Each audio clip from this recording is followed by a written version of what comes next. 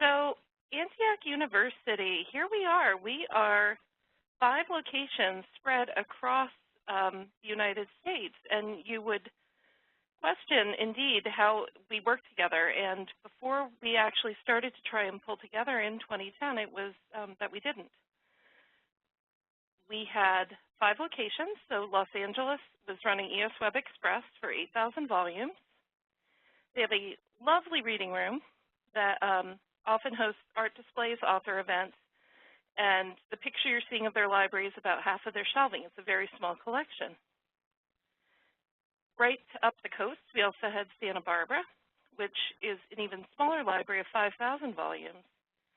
It's a former Koha LibLime installation that started out as a library just for PsyD students, and their librarian was hired just to work with the one population. And the position in the library grew to support the entire campus at this point, and they do have undergraduate completion and have added master's degrees as well there. In Midwest, in Yellow Springs, Ohio, the sort of ancestral home of Antioch University, we are running Innovative Interfaces Millennium and now Sierra to interface with OhioLink. And in fact, it's the only system that we left in place after we were done with all our migrations. It's a small campus, relatively speaking, as far as students, but it's the second largest of the libraries and houses some really great historic collections, Wallace and Gardner donated collections, and the start of the Antioch University archives.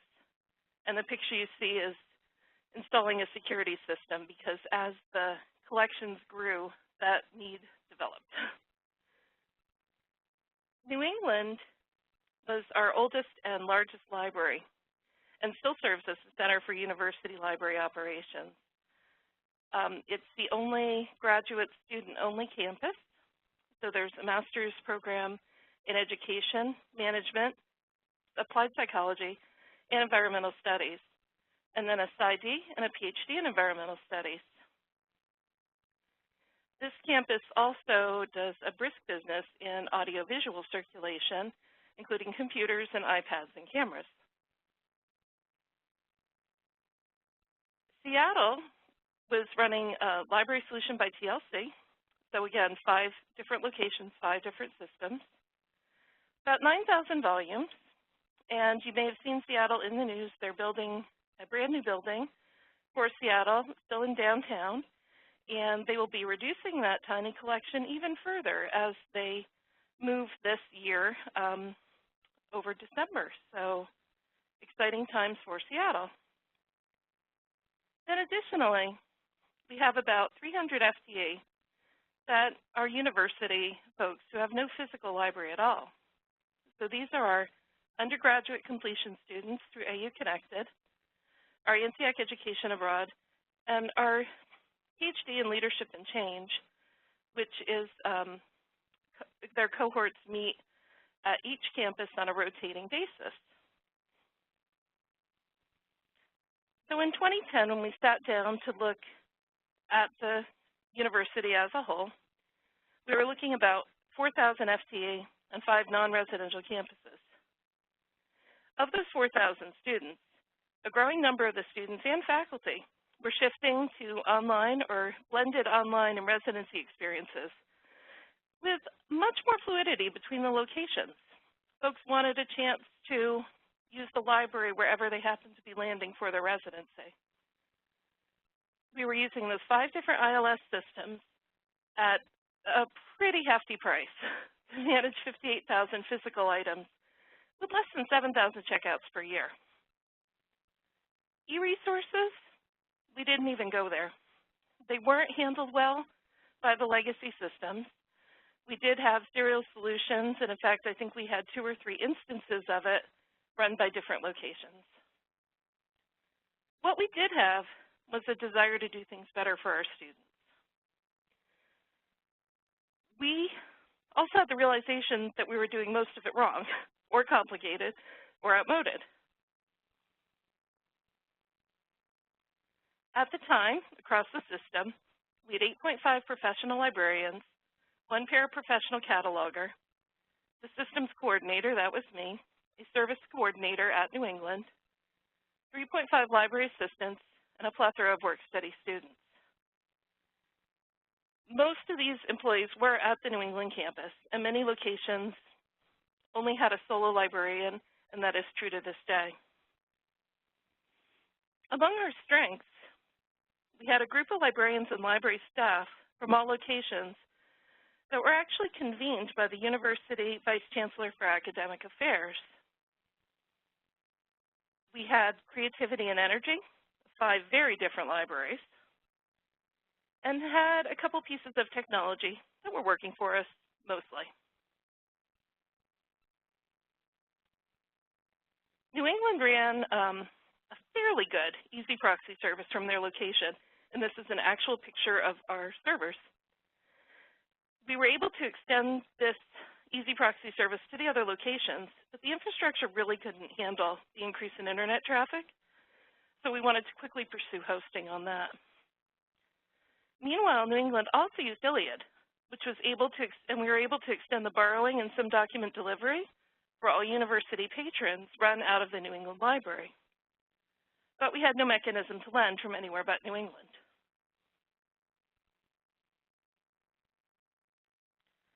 So in 2010, we were preparing for reaccreditation as a single university. This was unique for the 5 locations. We were all planning to reaccredit as Antioch University under HLC in Ohio. We wanted to unify the collections and library.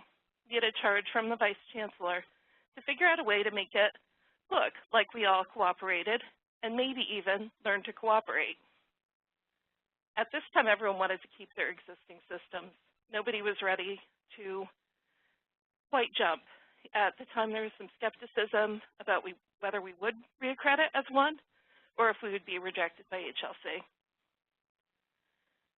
But we started librarians thinking outside their catalogs. They were thinking more about e-resources, more about cooperative collection development. And over time, we acknowledged the limits to keeping separate systems. There would still be no central support, no cost savings, no centralized patron loads, overdues, or reporting, and harder to move items around the system. Even with our WorldCat local scan over top, there was no central eThings list or catalog. But we did at least look unified to our accreditors, and we were learning more to work together. After using WorldCat local for about 2 years, it became clear that the limitations that we were experiencing would be largely solved by moving to WMS. At the time, the New England Library had an urgent need to migrate Voyager before January 2013. The contract was up and the aging hardware was up. It was going to be a substantial investment to upgrade the Voyager server. So then it turned to finding the funds. In August 2012, we had a meeting with the Central Administration in Ohio to discuss the needs for the WMS system. My boss at the time, New England Libraries Director, made an impassioned presentation citing all the exciting things WMS could add. So the central database for patrons, uniform trading and support, 1 catalog contract instead of 5, more fluidity for the patrons and materials to move around the system. We thought we made a great presentation, and we heard nothing. And we went on with life. And I went on with work, and I moved Easy Proxy to hosting in September. And then I got a call from the Vice Chancellor who said, what's the next step? We've actually found some funding. So very abruptly, from thinking that we'd be limping the systems through, in September 21st, we completed our initial WMS questionnaire. And October 5th, we had a big meeting with IT who had concerns about our library servers, and we told them, no worries, we're going to be off of those servers. with many people who have a variety of in-house servers where it's library data. You're putting data in and out, and you're transferring patron information, things like that. There are often security issues. Our biggest decision came in the middle of October. We were looking at 5 libraries with 5 distinct symbols. We were trying to decide if we wanted to run 5 instances of WMS or do something that I think is pretty unprecedented, which is collapse our symbol. And indeed, we decided to, in the interest of being more unified and actually walking the walk, to collapse into one symbol. So ANTCH is our new symbol. And we decided that all our collections would be under that symbol, and they would all be equal and shared alike. By the end of October, we signed our contracts, and by November, we were welcoming the WMS. Then came migration. 5 systems to migrate. Voyager and Ex Libris did not want anything to do with us. They would not help us with our data at all. We struggled through, and with OCLC's help, managed to read out most of our data and get it translated. Innovative interfaces, Millennium, especially with the support of Opal out in Ohio, and OhioNet, no problem at all. TLC read out nice and easy. Koha, not so easy. Eventually we got it to work. And the 5th one, EOS Web Express, we could not migrate and eventually had to recreate Los Angeles' catalog from scratch. Honestly, of all the libraries, it was probably the one that was easiest to do. They had a lot of weeding that they wanted to do ahead of it, and the reentry of all their items went surprisingly well. We did finish our data migration in March of 2013, and the system was turned over to us in May. We did a short round of testing in New England, and then in summer of 2013 began using WMS. We did a phased rollout because we needed to send personnel to the West Coast to work with the librarians to train them on the new system. We found that especially when learning something new, sitting with them in person was much easier to support, and we do a lot more remote support now, but that first round was all in-person training. So since then, we've been working with the system to add things like knowledge base, which has transformed the way the catalog works for us. So we are using WorldCat Discovery as a front end, but the knowledge base and use of collection manager has completely transformed how we manage our electronic resources. In 2015, we put in robust inter-campus lending among the campuses. And this year, we're working on outreach, communication, and marketing.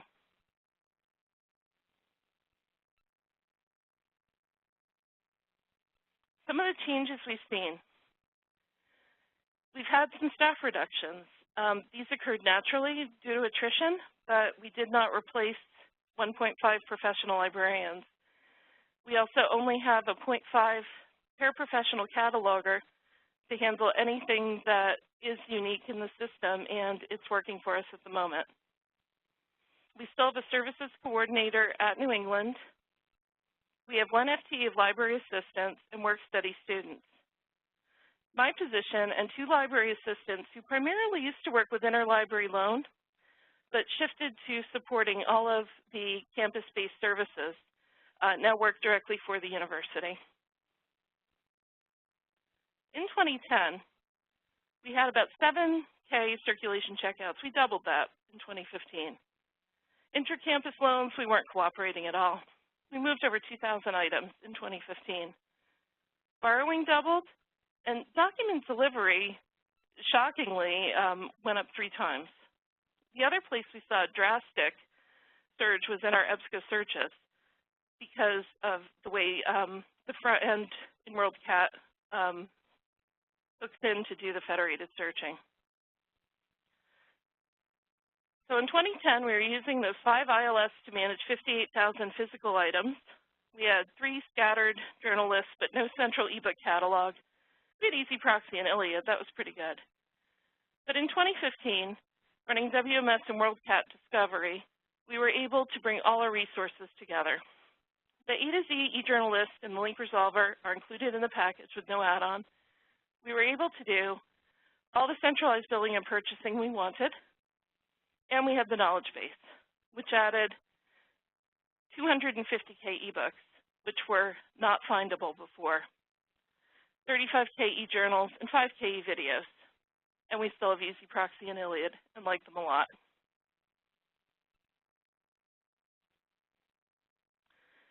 So our return on investment.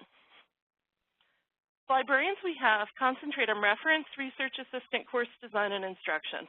They are not bogged down with patron loads. They are not bogged down with IT issues. All the e-content we buy is actually findable, and that's amazing.